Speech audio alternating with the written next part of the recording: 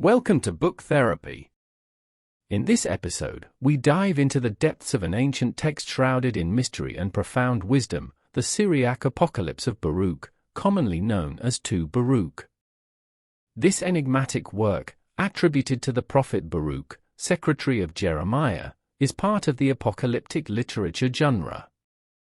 Written in the wake of the destruction of Jerusalem, 2 Baruch offers visions, lamentations, and prophesies that reflect the struggles and hopes of a people in turmoil. By the end of this summary, you'll understand its origins, controversies, and the reasons it wasn't included in the canonical scriptures, along with a detailed chapter-by-chapter breakdown.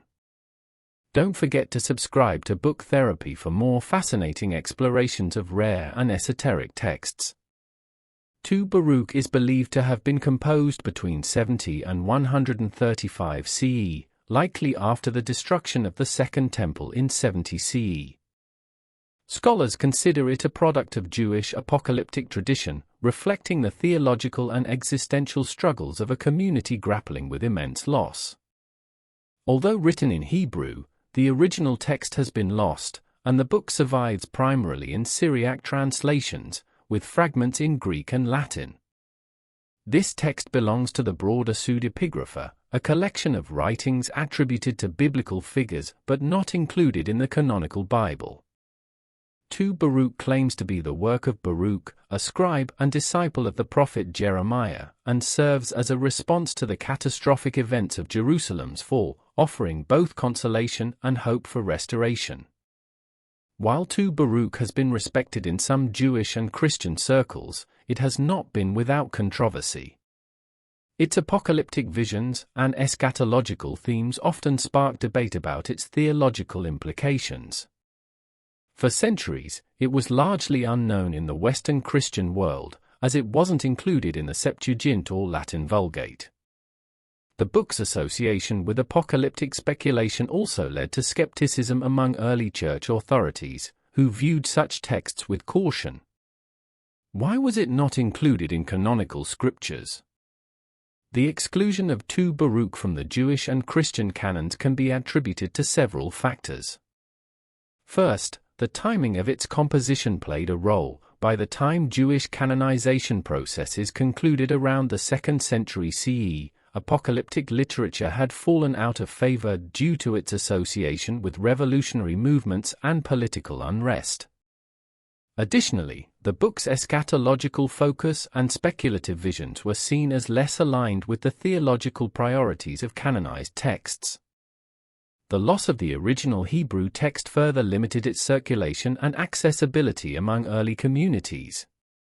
In the Christian context, early believers prioritized texts with direct Christological significance, which 2 Baruch lacked despite its messianic themes.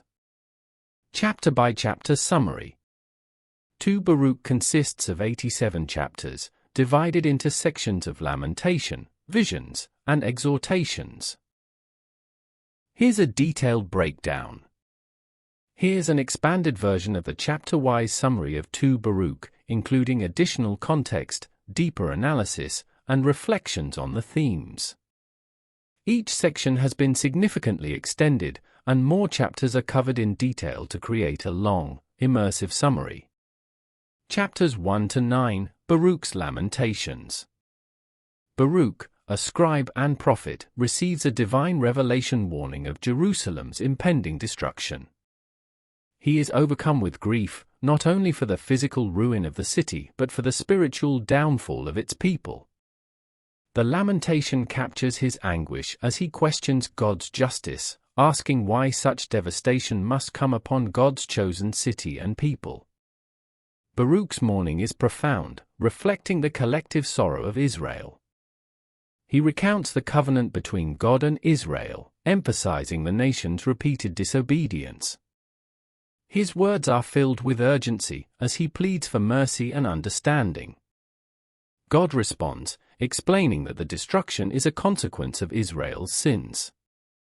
Yet, he offers hope, the punishment is not permanent, and restoration will follow. This section establishes a recurring theme in the book, the balance between divine justice and mercy. Chapters 10 to 12, God's response. In these chapters, God provides Baruch with a broader, cosmic perspective.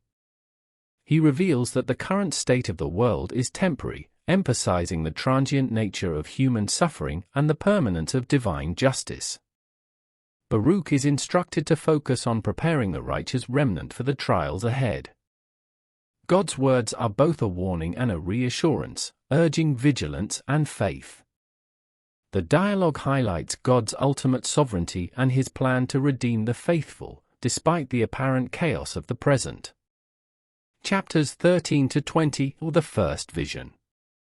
Baruch experiences a powerful vision of a massive cedar tree, symbolizing Israel.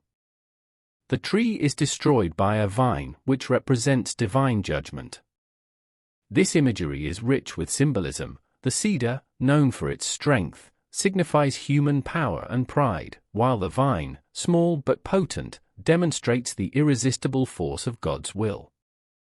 Baruch reflects on the vision's meaning, understanding that human kingdoms rise and fall under God's control.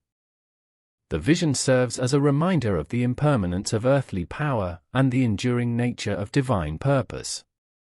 Chapters 21 to 30 are Theological Reflections. Baruch's reflections delve into the deeper meaning of his vision. He prays for understanding, seeking clarity on God's plan for the righteous and the wicked. His prayers are answered with insights into divine justice, emphasizing the rewards awaiting the faithful and the punishment reserved for sinners.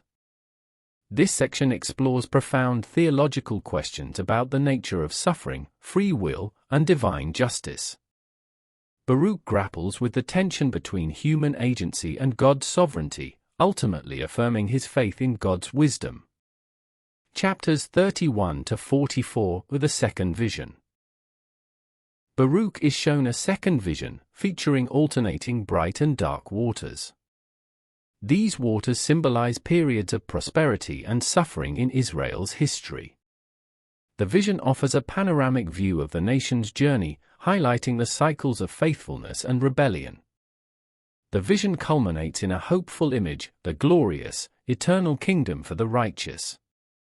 This kingdom represents the fulfillment of God's promises and the ultimate triumph of justice. The detailed symbolism in this vision underscores the importance of perseverance and faith in the face of adversity. Chapters 45 to 52, Baruch's dialogue with God. In a heartfelt dialogue, Baruch poses profound questions about human suffering, the end times, and the nature of divine justice. He asks why the righteous must endure hardship while the wicked often prosper. God responds by unveiling the concept of the world to come, a realm where justice will prevail, and the faithful will be rewarded. This section is a cornerstone of the book's theology, offering a vision of hope and restoration. It reassures readers that earthly suffering is temporary and serves a greater purpose in God's plan. Chapters 53 to 74 are the third vision. The third vision is among the most striking in 2 Baruch. Baruch sees a cloud descending from heaven, representing the Messiah. This figure is portrayed as a bringer of peace, justice, and restoration. This section contains one of the earliest and most detailed Jewish messianic prophecies. The Messiah's role is depicted as both spiritual and political, emphasizing the hope for a future leader who will unite and redeem Israel. The vision is rich with apocalyptic imagery, underscoring the cosmic significance of the Messiah's arrival. Chapters 75 to 77, Baruch's mission. Baruch is tasked with sharing his revelations with the people, encouraging them to remain faithful amidst trials. He writes letters to the exiles, offering guidance and hope. His words are a call to action, urging repentance and steadfastness. Baruch's role as a prophet is fully realized in this section, as he bridges the gap between divine revelation and human response. His mission underscores the importance of leadership and spiritual guidance in times of crisis. Chapters 78 to 87, Final Exhortations and Farewell. In the concluding chapters, Baruch delivers his final teachings. He urges his followers to embrace repentance and remain steadfast in their faith. His words are filled with wisdom and hope, reflecting his deep understanding of God's plan. Baruch prepares for his departure, entrusting his revelations to his disciples. The book ends with a vision of Israel's restoration and the ultimate victory of the righteous. This hopeful conclusion reinforces the central message of 2 Baruch, that faith and perseverance will be rewarded, and God's promises will be fulfilled. The Syriac Apocalypse of Baruch is a profound exploration of human suffering, divine justice, and ultimate hope. Its vivid imagery and theological depth provide a window into the struggles and faith of a community in crisis. While it didn't achieve canonical status, its insights remain invaluable for understanding Jewish apocalyptic thought and the broader context of biblical literature.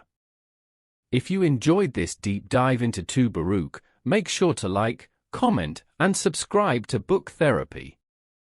We'll continue exploring the world's most intriguing texts, unraveling their mysteries one page at a time.